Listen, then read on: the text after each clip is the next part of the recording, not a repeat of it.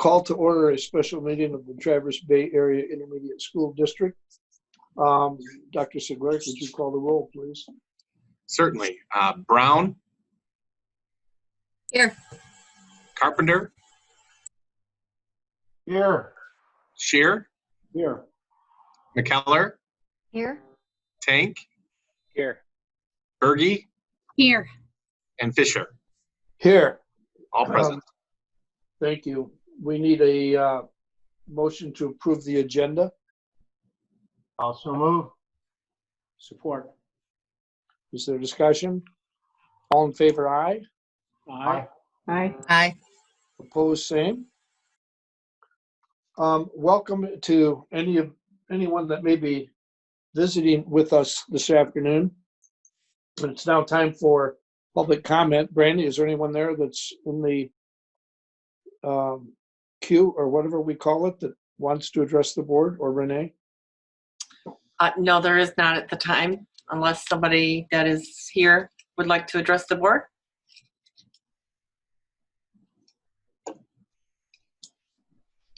I'll assume then that there is no one that wants to participate in public comment this afternoon. And move on to the sale end of year report, Dr. Segler.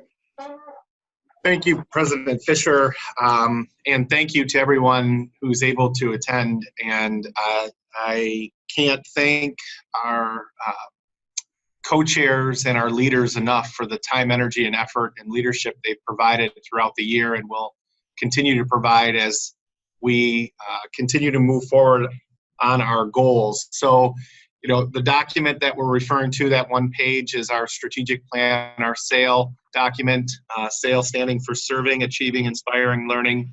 And as you know, board, this is your strategic plan that you've adopted and that we have been working hard towards accomplishing the phase 1 goals. And so the purpose of this evening, this afternoon, is really to allow our leaders to shine and share with you their accomplishments this year, where we're heading as we enter the completion of phase 1 and then start to enter phase 2. I also want to give a special thank you to our leadership team, Kelly and Carol and Pat, Emily and Linda, for their continued commitment to ensure that our vision, mission, and values are at the forefront of all the work that we do here at Traverse Bay Area Intermediate School District. So with that, I think I'll kick it to maybe Kelly for a quick summary of the leadership team and the work that's done, and then I'll start to share the screen to give the report. Yeah, thank you. So excited to see everybody here today and to really be able to share the work with the board. I know that I continue to be impressed every day at the work that has not only was done while we were in, in session face-to-face, but also that has continued through this time. So I'm really proud and honored to be part of those work groups as well. What you have in your packet, you have some detailed information on each of the goals that shares kind of where the goals started and then kind of the progress. So that's a more detailed version. So what we've asked the SAIL co-leaders today is to share take about 5 minutes to share an overview with you about the work, and then really, talk about next steps and how we move forward, as Dr. Sleglerk said, moving forward in planning for next year. Great, thank you. So we'll, just as a reminder to the board, our vision that we developed together collectively is to partner to serve, learn, and lead to ensure every learner will have pathways to a meaningful life. And the mission that we have is work together to develop learners with purpose, strong schools, and engaged communities.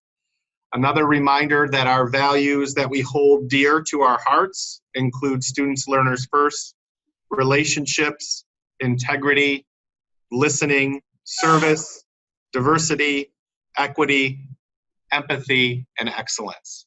And so with that, we'll have Tom Mills and Jennifer Stairs share the great work of their committee. So, hello, I'm part of the rebranding committee, and our starting point is that we knew that our brand, our TBAISD, was very confusing to a number of people, and we confirmed two main confusions. One was that we are very often confused with the credit union, and that most of our stakeholders and even some of our employees don't know the whole scope of everything that we do. So some of our accomplishments include that we have reviewed and researched all the data, and we researched other ISDs who have gone through name changes and rebranding processes. Then we put out an RFP, created a project timeline, and interviewed 3 different companies to take on the work that we've been working towards. And then in the end, after the three interviews, we decided to go with and hired a Nielsen Design Group with Emily Mitchell as the lead. So our next steps are, we've started already meeting with Nielsen Design Group, and we will continue meeting with them and do our homework as needed. She already had given us one homework assignment that we completed. And then also to manage the project calendar to try to stay on track as much as possible. We do still hope to have something to put out to the staff on opening day. It may only be that new name and those branding, but not necessarily the written components yet, but at least the name and possibly a logo as well.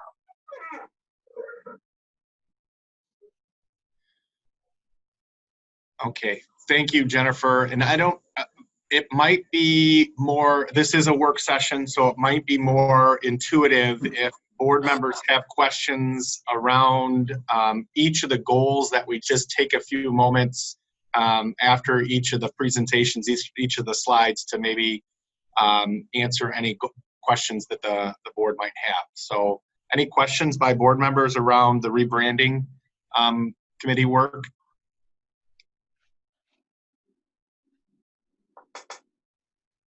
I do have a quick question, Nick. Yep, go ahead. I love Emily Mitchell, and all the 5-to-1 work she's done is absolutely beautiful. So I'm glad to hear she's on board.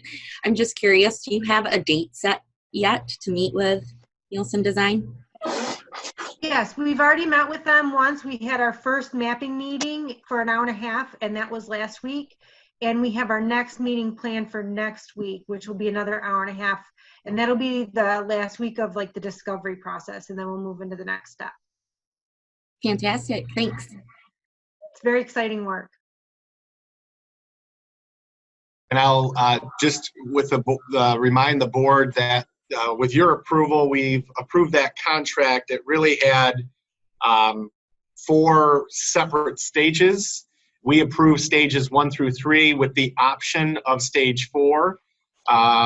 You know, we wanted to first see where we would end up, and obviously where the budget is at too, before committing to that 4th step stage as well. But we're excited to do that initial work with Emily and the team, and we've got a great Tom and Jennifer are doing a great job leading that team, rebranding team. Heather Jewel as well has put a lot of time, energy, and effort into it.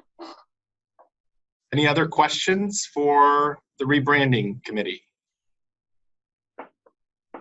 Okay, hearing none, I'd like to have Laura and Tim talk a little bit about the safety protocol committee. Hi, everybody. I'm Laura Miller. I'm a social worker with the ISD, and I'm one of the co-leaders with Tim, who's here at the meeting as well.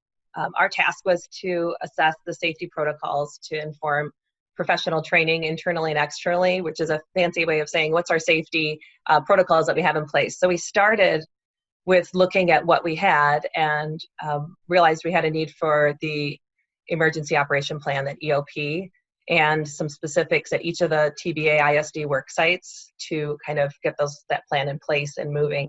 So what we accomplished, we were fortunate to have Linda Bilecki working on that EOP and got it done by January. So we had that to kind of work off of now in our next steps. We were able to do some training and did the secure entrance training for all of our building staff who work at the front doors of the building, so that they have some knowledge of that.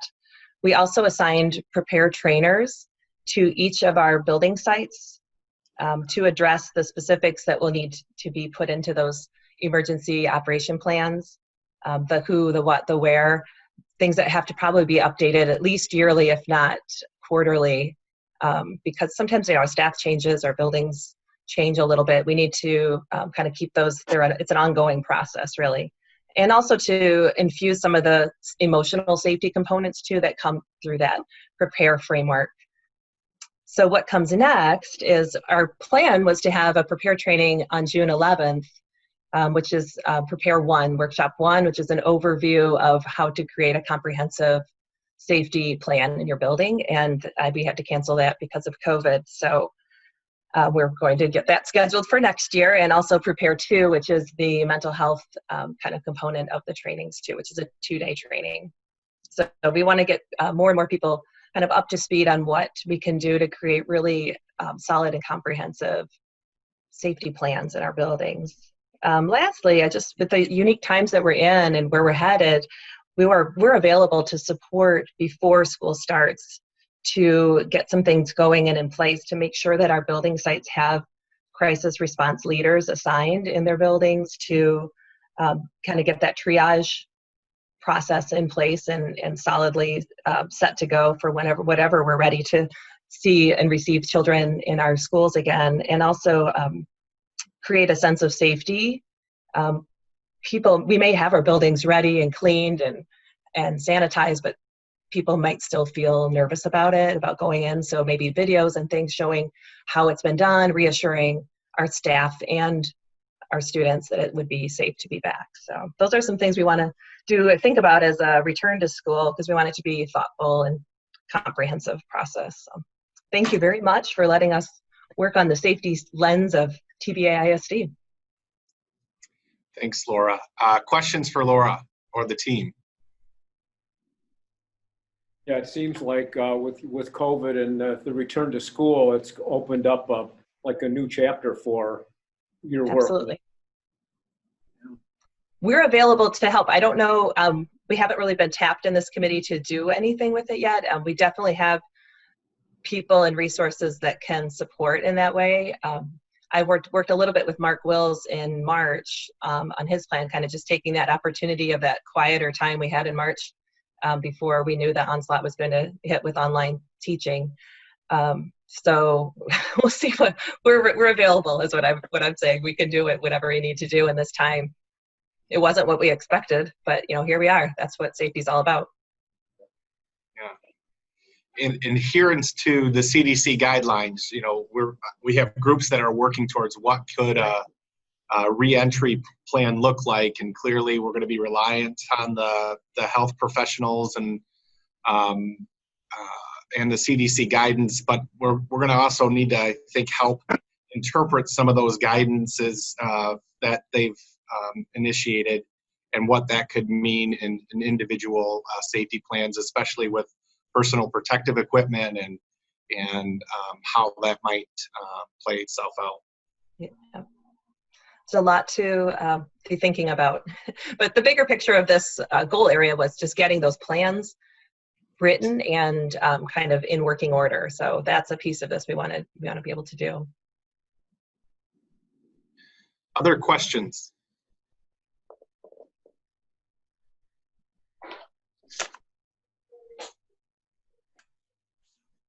Okay, hearing none. Thank you again, Laura. I appreciate it, and thank you for your leadership. Next, I'd like to introduce Sarah and Tina, who will be talking about TBAISD roles, supports, and available programming.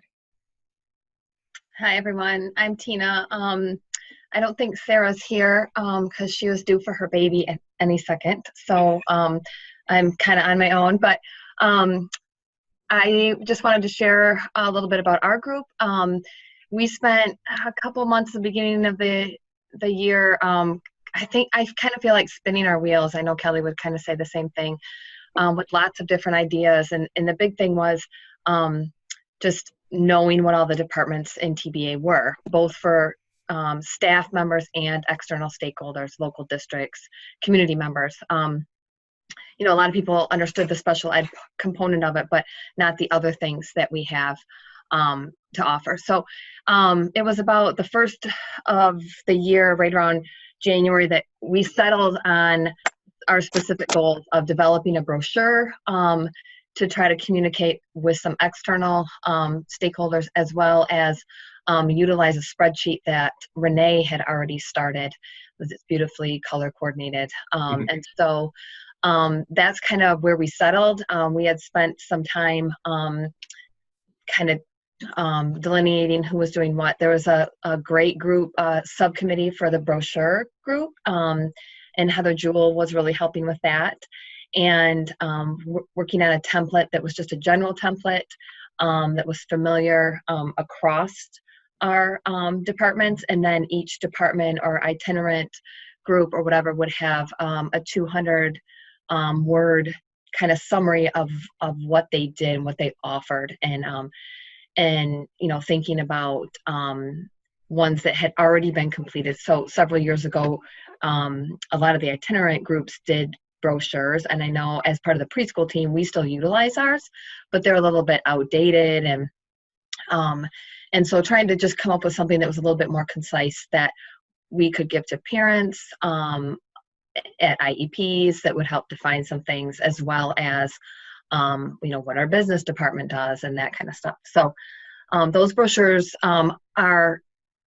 we were hoping to have some mock-ups, like you know, 2 kind of examples for the meeting today, but they kind of got halted rapidly in March. So we don't have that. I did work with my preschool team on a 200 word summary.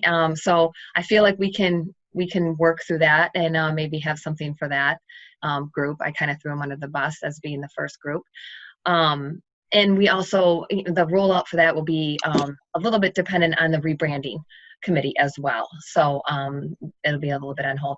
In terms of the spreadsheet, once again, it's beautiful. I just spent some stuff to Renee this week to kind of update some phone numbers, some contact information. And I think for our staff, our internal stakeholders, it'll be a great one-page tool to say, if I have a question about this, who do I contact? Or if somebody, a parent or somebody comes to you and has a question, they have a one-pager that they can go to that has, you know, pretty clear who you contact and what that phone number is. We would like to have that to our staff on opening day, both a hard copy and hopefully an electronic copy that we can access as well. So those are our goals. Our next steps would be to continue with the brochure, and then kind of help Emily in the human resources with using some of that information with our job descriptions and that kind of stuff. So I think that's about it. Summarizes that up. Thank you, Tina. Questions for Tina in the group? I guess more. Can I assume? Oh, sorry. Go ahead. Tina, I wanted to make sure the brochure was going to be electronic as well, correct? Or did I miss that? I'm sorry. Well, you know what? Those are all things we haven't truly decided how that would work. Obviously, it will start out that way. So that's just good feedback for us, and I'll make a note of that. That was a request. In this day and age, it feels like things should be electronic. So. Thanks, Liz. Jim? Comment that, you know, I've talked to so many individuals who, as a part of Leadership Grand Traverse, really got a lot out of Education Day when they come to the ISD and see all the things we do. It just seems like maybe as a part of a professional development day, that might be a way to do the same thing with the ISD employees, that there's that crossover for a portion of a day as part of professional development.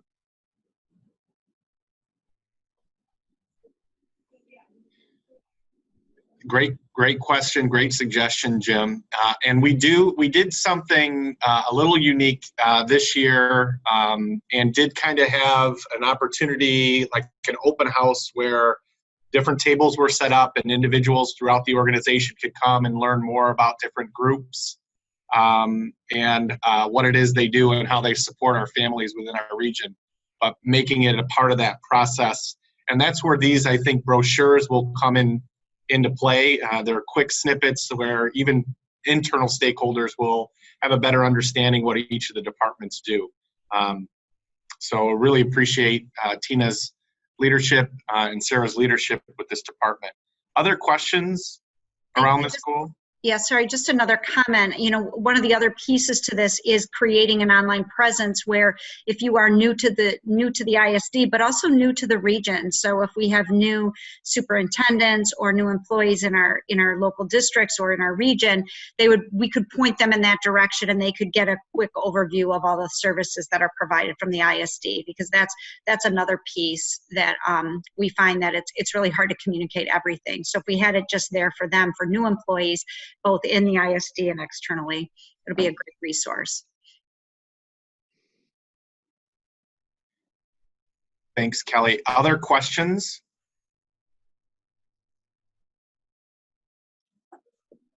All right, thanks so much, Tina. Appreciate it. Next, we'll have Sean Biddle, and I don't think Becky Mix was able to join us today. So, Sean will talk a little bit about the financial policy. Hi. The Financial Policy Committee presented to the Board of Education in February, and in March the board adopted updated language in two of the policies related to the finances. So once the policies were approved by the board, Linda Bilecki and I met with representatives from all of the LEA districts in the region, and we reviewed that policy in detail with them and provided the amount of distribution that each district will receive in the fall.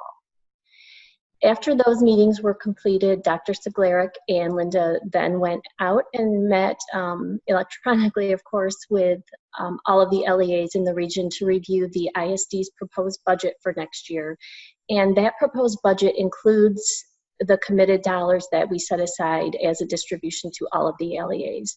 So really the work of this committee is complete, and we are continuing to communicate out to our local districts to make sure that they understand the process and what it will look like in the future going forward. Questions for Sean or this committee? I think I just like to again thank Sean for her leadership and Linda as well for the amount of time, energy, and effort that was poured into this. I'd like to thank, we had some representation of superintendents that were on this group as well. I appreciated their perspective. And you know, timing is everything. With looming budget cuts to our local districts, I wanted to just relay the feedback that I've received from the vast majority of our local school districts and their great appreciation of the board's position and work in this direction. So, but we'd be happy to take any questions that you may have.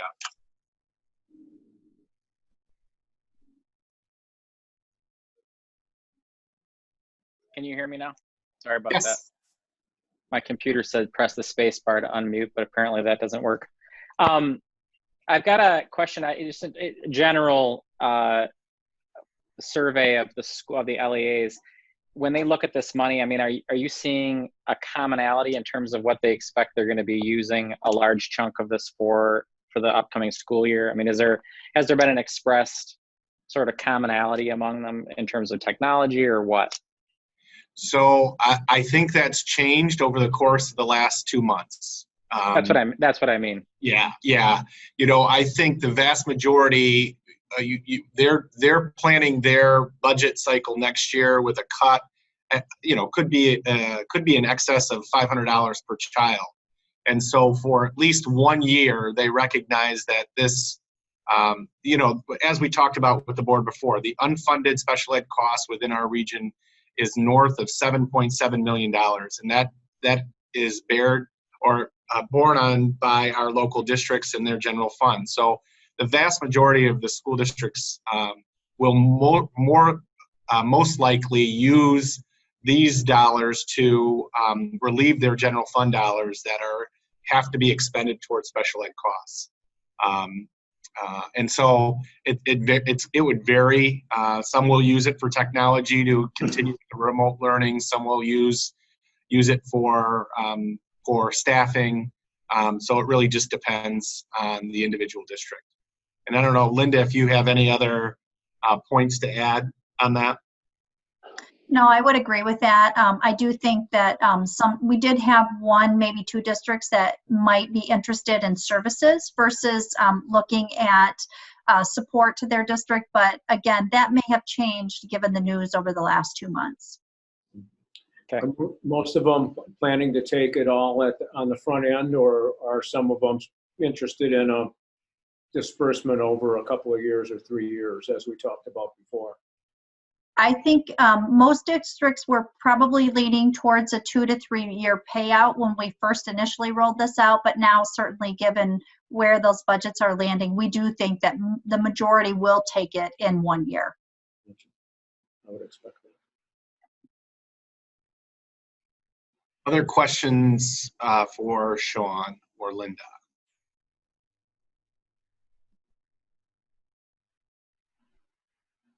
All right, thank you again, Sean. Appreciate that. Next, we'll have Sean and Mark Wills talk a little bit about the student transportation structures and systems. This was another committee that had membership from superintendents from some of our local districts. So we had some good input from them as well. And we started out with the strategic plan survey, which identified concerns with student ride time. But once our committee started to meet, we identified some additional goals related to the overall ride experience for the students, as well as the need to improve transportation-related communication between the ISD, Dean Transportation, and parents. Specifically, our 3 goals are that by September 2020, we will improve our students' experience while being transported, and that will be measured by using incident reports. Our second goal is by January of 2020, we would implement additional routes to reduce the overall travel time for students, with 90% of students having routes of 2 hours or less. And our third goal is that by June of 2020, we would increase communication and data sharing with internal and external stakeholders and have some protocols in place for those communications. And now Mark Wills is going to share more details on the results of the committee's work. Thank you, Sean. Good evening, board. And through that, as Sean highlighted, as we continue working with Dean, there was an increase in bus routes. And when we looked at some of that fine detail that was reported to you last week as part of that board packet, was happy to report as of February 27th, 31 regional routes. And also ultimately as well as February 27th, 93% of student transportation runs were under 2 hours. So that was a great sense of accomplishment and coordination of efforts among our team and the committee. And then it's also another accomplishment where we began exploring subcommittee work to partner with Dean to look at strengthening that professional development as it relates to students' behaviors on bus. And so one of those next steps that we identified as a committee was reviewing specific language across our center-based programs and transportation support. And when we look at those 3 levels, it will really help us be more using a common language across and defining those tiered behaviors at each level and how we respond to those behaviors, and then ultimately establishing a periodic review of those incident reports to continue measuring our overall students' experience riding the bus. Thank you, Mark. Thank you, Sean. Questions with regards to transportation? So regarding these incident reports, are these electronic, or how can you walk us through the process of how these are handled? Certainly. When we looked at the existing documentation that was available to us, some students had a behavior report that was paper copy, and that has been the current practice with Dean Transportation. And they have their own template, if you will, where they report those incidents. And what we discovered when we did a review of those resources were not differences per se, but again, understanding of what those behaviors meant. So again, when we look at intensity or severity of behaviors, it's what we would define in a multi-tier system of support, the difference between a major and a minor. So again, a minor might be an incident or an observed behavior where it does not result in an injury, but depending on the program, that intensity or severity, if I had to use an example, would be like swearing. New campus, that might be considered more of a major, whereas Oak Park, it might be some echolalia or repeated phrases that our students use. So in Oak Park, we might define that as a minor. Major would be more that intense and where there could be result in injury to a staff or peer riding that bus. So as we're exploring that committee for next year, that is something we're striving to, is have a common documentation system as we train staff on the meaning of what those behaviors look like according to a tiered approach. And as a follow-up to that, Nikki, one of the things we also recognize is that once we train our drivers on a consistent basis, we might have actually more incidences arise. And so, you know, we want to be mindful of the data that we're collecting, and just because we have more incidences doesn't mean that we're not, you know, enhancing the students' experiences on the bus. It just means that our accounting and record keeping is getting better. And so we'll want to make sure that we watch that longitudinally to show that we are making a difference. So. Okay. Thank you, Dr. Nick. Do we also, sorry, do we also document incidences not with the students, but with the buses when they're late, or when there's other occurrences when they're with or held at another school for a longer period of time, anything like that? Do we document all that data, or? A great question. Yes, and that was some discovery that we noticed in partnering with Dean. And when we looked at the actual, our bell schedule, when we start and stop at our programs, and Dean was using kind of a window. So that is another indicator that we're going to be looking at next year to help us track and monitor the overall ride experience, including how length of that ride, that provides a more accurate picture for our families. Perfect. That's awesome. Thank you. I'll just add to that. Part of the discovery also was that we recognized we needed more of a protocol in terms of communication, and that was one area that was discussed. So we're working on more of common protocol language with Dean in terms of how they communicate with us and what the communication is with parents and vice versa. That's awesome, Linda. Thank you. Do we think in the return to school plan that there'll be a need for more buses because of fewer students per bus? So great question.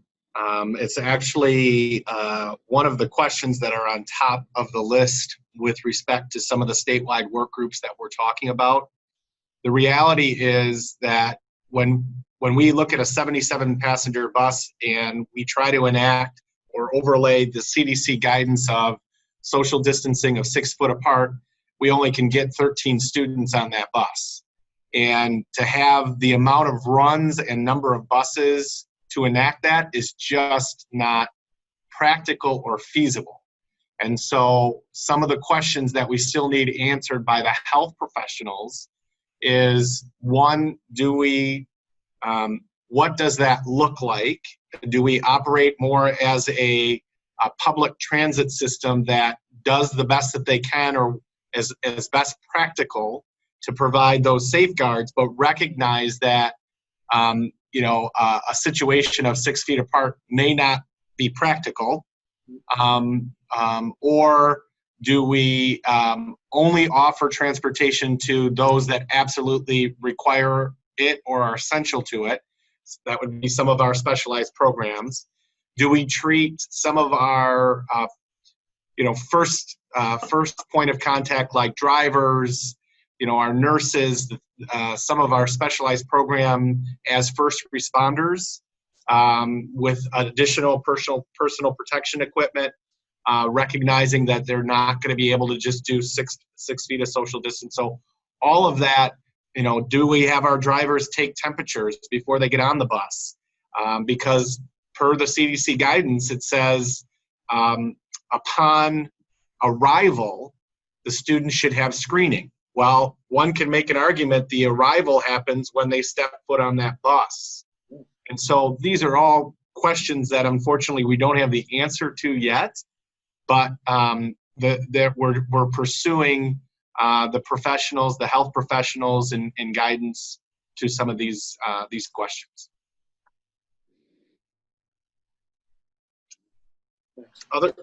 Other questions?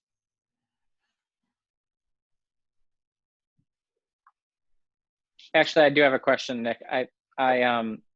So, you know, if one were to actually follow, you know, the 6 feet distance, and I don't know what the math was, but it sounded like, you know, 5 times as many bus runs and 5 times, I mean, whatever that number was. The state, through the reimbursement system on the transportation side, let's just dream that that's the way it was going to be. The state would be then paying 70% of a potentially 5 times more expensive transportation system. So how much control does the state have over our policy regarding, you know, following the CDC guidelines and the distancing with transportation? I mean, can the state ultimately say, yeah, you know, we do reimburse 70% of all transportation costs, but in light of the fact that you're running it at 5 times the normal cost because of your interpretation or you know, following of guidelines, you know, we don't want that because it's going to cost us too much money? I mean, how does that actually work? So it's a great question. And the state, the governor's office, the MDE, does have control over guidance, but we are a locally controlled, you know, state when it comes to public education. And so our Board of Education, we could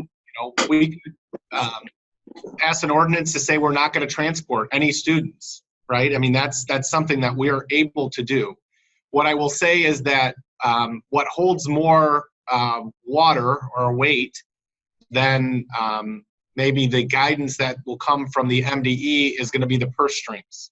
So right now they don't have the current finances to support where we're at right now from a funding level, let alone 5 times that cost with special ed transportation. Or so I suspect it's going to be a balanced approach between what can we afford to do and how do we ensure as much as practically can the safety of our staff and students.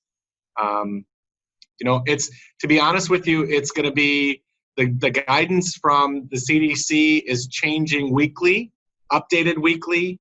What we're basically going off of is a flow chart that says, you know, to safely open, this is what you need to do. And there's interpretation in that. And what we're trying to do is get clarification from our health professionals as to what that interpretation should look like.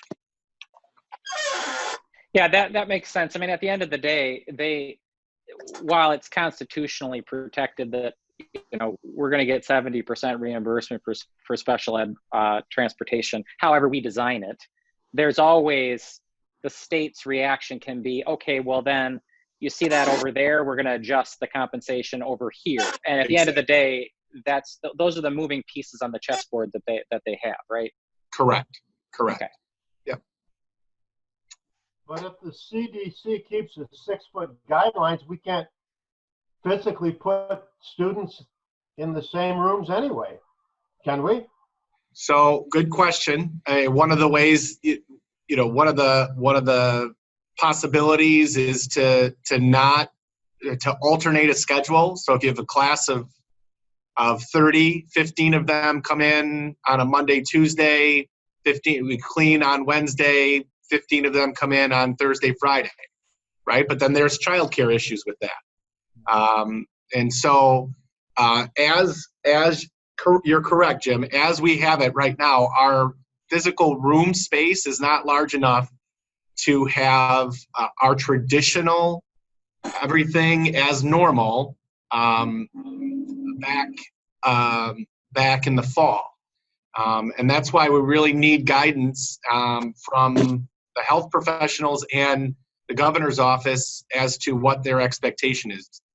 To fully enact the CDC's guidance at this point, I don't know that we check those boxes that we're able to go, a traditional type of setting in the fall. But we're fortunate we have our collaboration going on with our superintendents regionally that are uncovering those issues, as well as some statewide groups working on that. Yeah, I will say in closing on this, I think it's wonderful that you guys are planning and preparing, and I think it's a very, very good time spent figuring this out, because you've got, a matter of weeks to figure out what you're going to do for the fall. So I think it's really smart to plan. Thank you. Other questions on transportation? We have got one more group, and we're going to have Caitlin and Corey Ann talk a little bit about the great work they're doing around a positive work climate. Hi everyone, my name is Corey Ann Street and I'm a teacher consultant for the ISD. As Nick said, the goal of our committee is to promote a positive work culture and climate that builds on the values of our organization. So at the beginning of the year, we really took the survey data and prioritized it. So our starting points, nearly 20% of our organization disagreed that they're celebrated for good work. Half of our survey respondents strongly agreed that their colleagues care about them, and 27% of our survey respondents disagreed that their voice is heard within the organization. So those were our starting points for the foundation of the work that we did this year that kind of evolved into different areas. So our first accomplishment this year is we did develop a staff recognition system that's based on a Google form tied to a dashboard that allows staff the opportunity to recognize each other for their accomplishments, and they are tied to the SAIL values. So again, that just supports our starting point of increasing staff feeling that celebration for good work. So when we kind of first looked at the staff recognition system, we did do a little research on existing companies that offered staff recognition programs. But when pricing them out, they were very expensive, not very cost effective, especially because they charged per member of the organization. So for an organization of our size, that was it was a very high expense. So then we started looking at alternatives, and we met with Ryan Moss, and he kind of explored this. We called it Sailors to play off of our SAIL values. It was an organizational recognition system. And what's really nice about it is it's just a Google form that everyone can access within our organization, and it promotes staff to staff recognition, supervisor to staff, staff to supervisor, just allowing anybody to recognize anybody within our organization. So it identifies the professional group they're in, whether you're a social worker, administrator, maintenance custodial, teacher assistant, and it is tied to our SAIL values. So what Nick shared at the beginning, our students learn first, relationships, integrity, so on. And then a statement of why they're being recognized.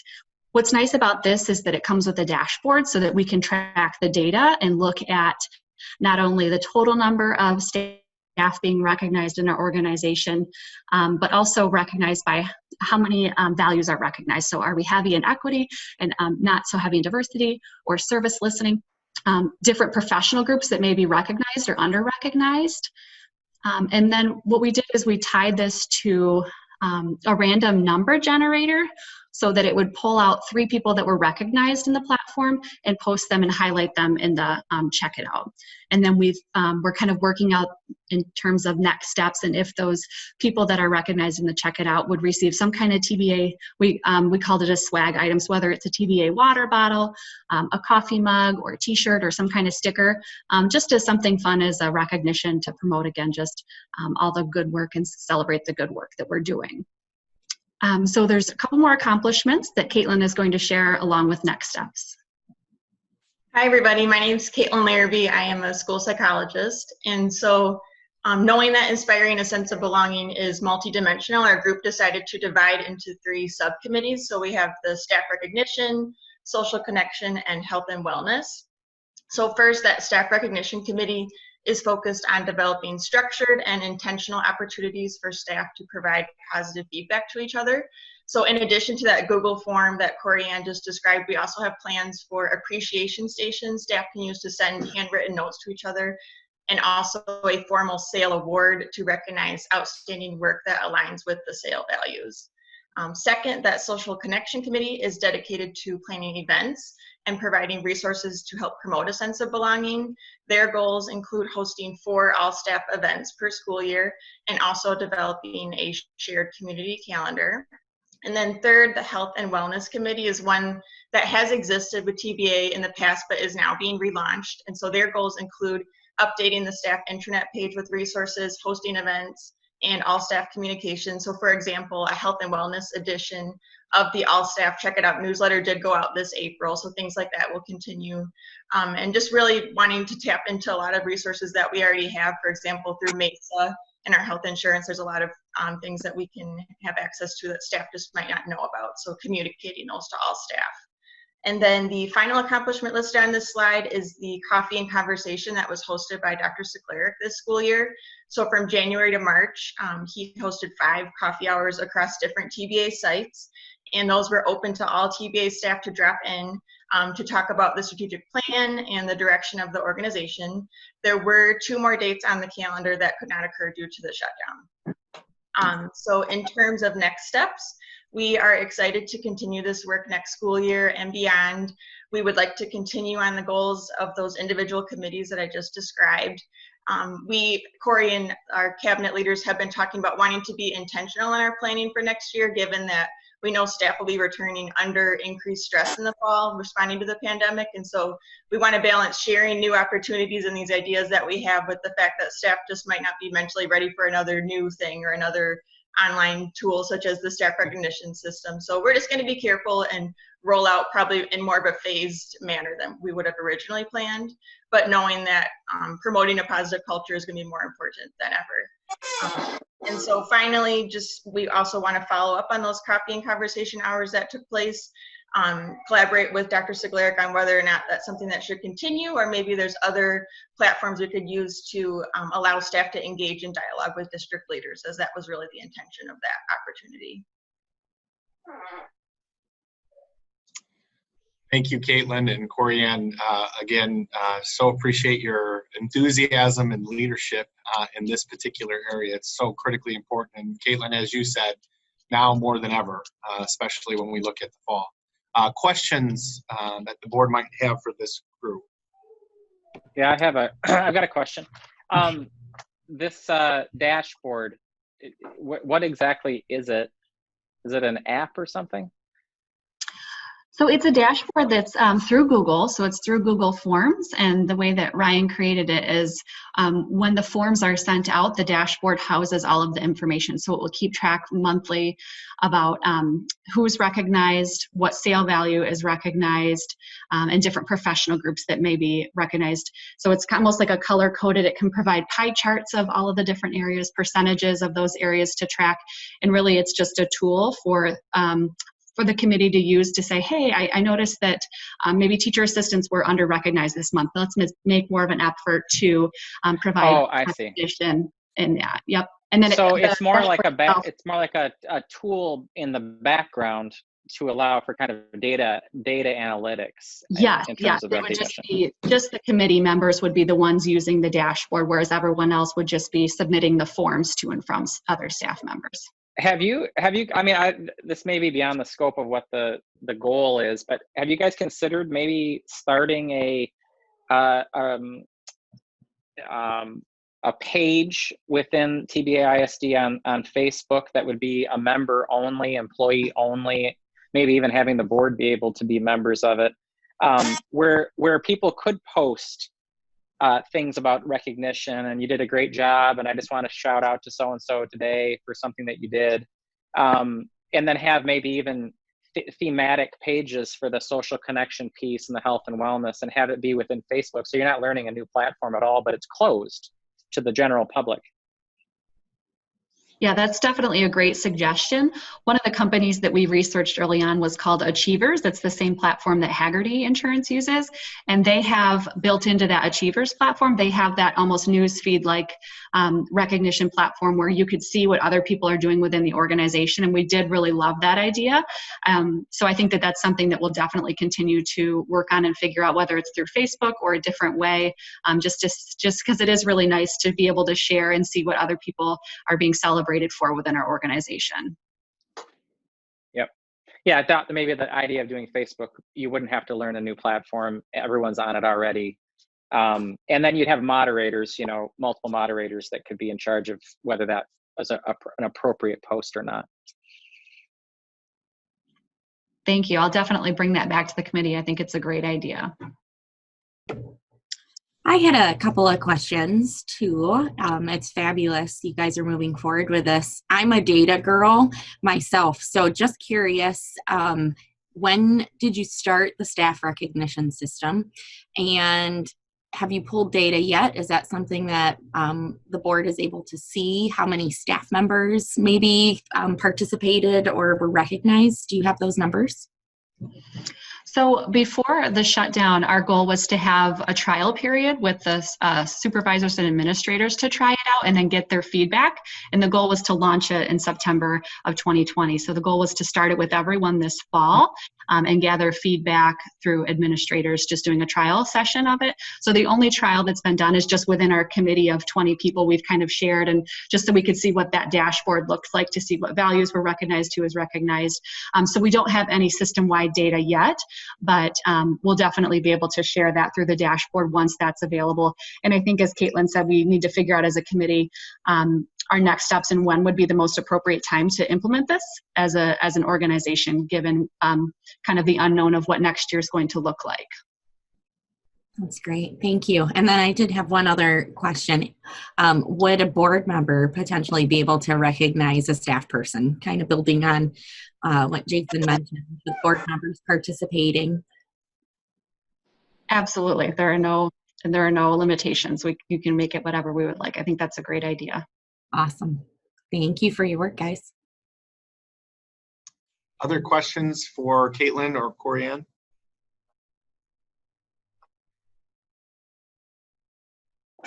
Okay, thank you very much. So, if we had a progress indicator around the phase 1 goals, you would see, as you heard, there's tremendous progress that's being made. I'm reminded, and I shared this in my video message to staff, of a quote by Tony Robbins that says, "Starting goals is the first step in turning the invisible into visible." And so we want to be really visible with our commitment to completing each of these goals.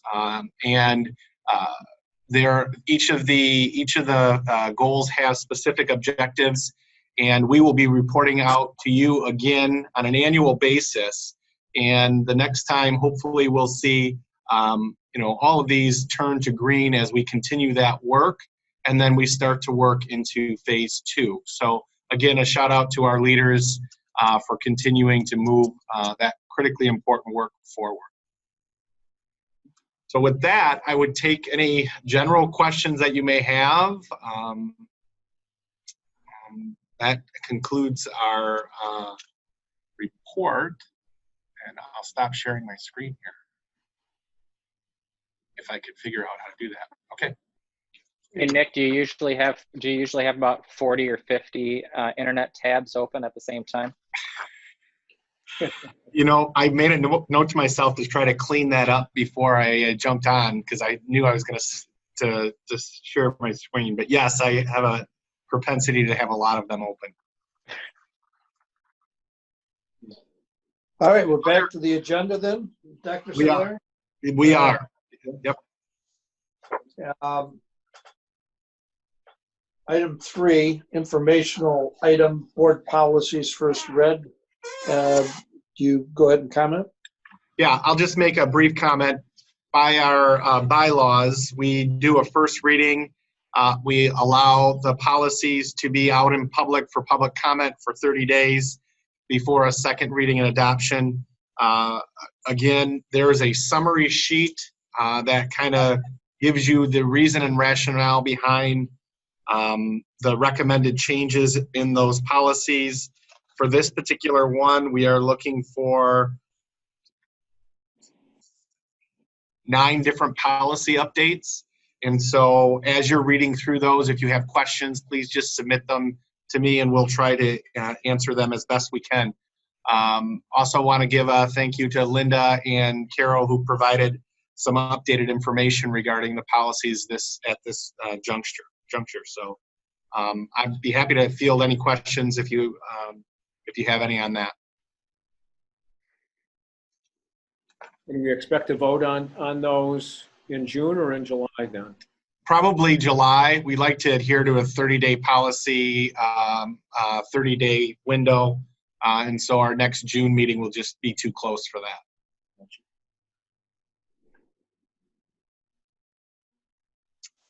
Okay. Next steps. Yeah, as we mentioned, next steps, really, the work will continue with the groups and the committees meeting. And then as we enter into the fall, we will also start to roll out phase 2 of the goals. And so the work will continue. So again, I can't thank the leaders enough for their efforts and their continued efforts to ensure that we accomplish the goals that we set forth. Thank you. Board members, any further comment? It was certainly very informative. Thank you for that update on SAIL phase 1. That was great.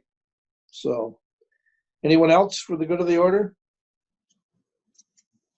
All right, everyone be safe. We're adjourned. Thank you. Thank you, President. Everybody.